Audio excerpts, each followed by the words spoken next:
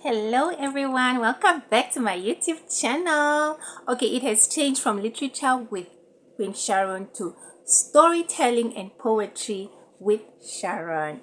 Yay. Alright, so guys, a short story or a short biography of myself. So, after school, varsity now.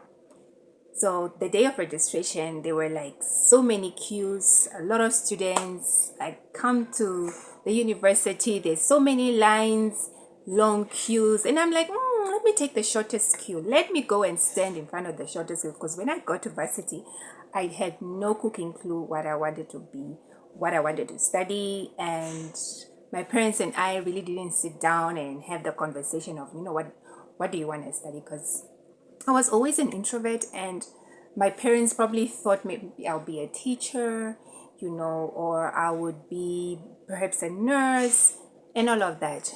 And so, newsflash, I went into a queue that was the shortest then, and that was the information studies queue. So I studied, I registered and I enrolled for information studies, and I majored in media studies. All right, to cut the long story short, so most of my friends were going into business admin, finance, economics. Some were studying, to be doctors, and others went even overseas to pursue careers in the medical field and engineering field and so on. And I was like, nah, I want to do literature. And all my friends, I remember sitting at the cafeteria and all my friends going like, literature? What literature? And I'm like, yeah, literature. And they were like, Sharon, but that's so you. You are always the odd one. You are always when everybody is going this way, you go that way. When the whole 99, everybody will be going this way, and you'll be the only one that's going that way. Typically me. Anyway, but literature, seriously, literature, I've always had a thing for literature because I've always been a bookworm. I've always loved reading, basically because mom had so many books at home. She had inspirational books, self-help books, and she had a lot of novels as well.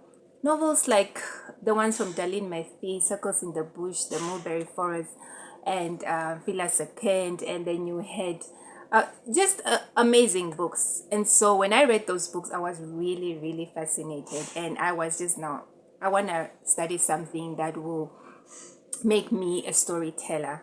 All right. So, but one thing literature has taught me is to be empathetic towards people, people's stories, people's journeys. It's so easy to judge people when you don't understand their story, when you don't understand where they are coming from. But literature is about human beings. It's the study of human beings. It's about how people grow. It is where they come from. It is how do I put it?